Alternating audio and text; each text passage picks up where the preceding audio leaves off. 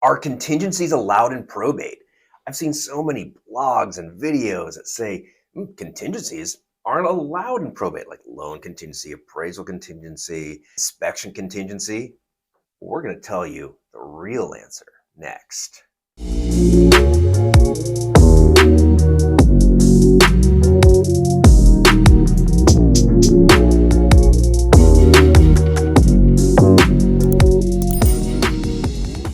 Welcome back. I'm Brendan Mohr, California Realtor and Certified Probate and Trust Specialist by the California Association of Realtors.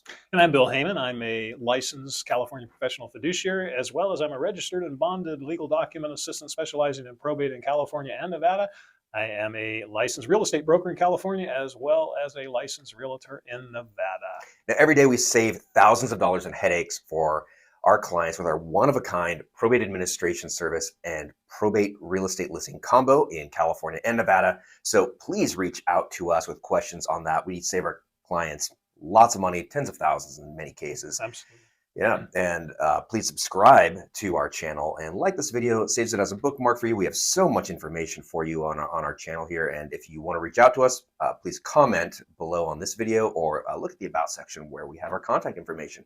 Email, call, text, whatever, we like it all. So Bill, our contingency is allowed in probate. And I think what maybe if people aren't too familiar with what that is, it's essentially certain things that safeguards that maybe a buyer has when purchasing real estate, where their deposit is protected and they can cancel the contract if these certain contingencies aren't met or agreed upon or removed. Right, exactly. It's kind of like a condition that's put in place. You have to satisfy that condition, and then it's removed, and that's kind of called removing your contingencies. And really, it can be anything. There's technically some what we call, I'll say, regular contingencies, like you were just mentioning. But a buyer could put write in any contingency on anything they want in the sale. It doesn't happen that often where they go beyond the standard ones, but it could.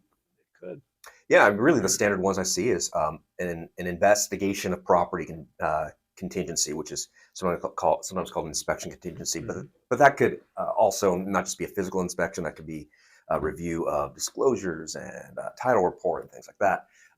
And often there's a certain set number of days that are really common in a regular real estate transaction. And at this moment, the default dates on a California Association of Realtors offer form is 17 days for investigation of property, appraisal, and loan. And those are the three main ones. Yes, yeah, they are. And just like you were saying, the default number of days in the CAR form, 17 days, those can be altered by the buyer if they want to. They can shorten them, they can lengthen them. Just kind of depends on what the buyer is trying to do or trying to get. Now that's in a regular real estate transaction. Now let's say it's a probate sale and the administrator or executor, the personal representative, is granted full authority by the court, which is what happens most commonly. Are contingencies allowed? What? You say no? No? Well, no.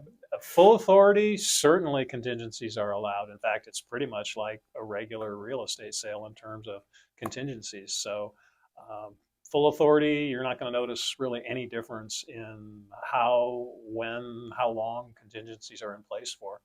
Yeah, you know what?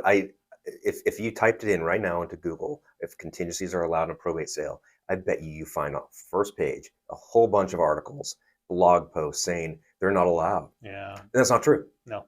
There's no difference as far as what contingencies that you can have. Now, there's lots of differences in probate, whether or not someone's going to do repairs or things like that.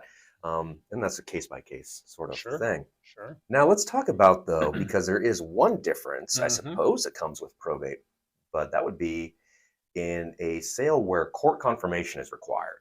Absolutely. Which is typically a limited authority situation. Correct, yeah. And it doesn't happen nearly as often as having full authority. And we have lots of videos that deal with limited and full authority. You want to check those out. But the biggest difference between contingencies when you have limited authority versus full authority, in limited authority, you're going to have a court confirmation where the court confirms the sale. All contingencies have to be removed before you get to that court date. They absolutely have to be. And I will tell you this, and Brendan and I have a lot of experience in this. If for some reason contingencies aren't removed by the time you get to the court confirmation hearing, and if you're at that hearing and the judge confirms the sale and signs that order, guess what? The judge just removed all the contingencies. You got no choice, and you have to go through with the sale.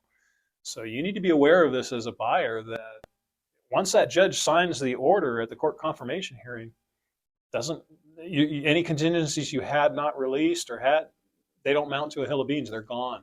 They're gone, and you have to go through with the sale. And there can be dire consequences if you don't go through with the sale after the judge has signed the order, because you are in contempt of a court order, and that could be major problems for you as a buyer.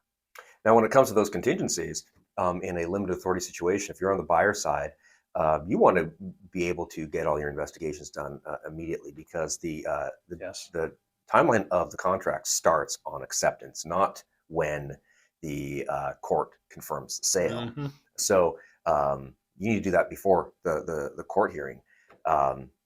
So that can be something that maybe would be problematic for a lot of buyers, especially if they're nervous about appraisal or loan. Right. Is probably Right.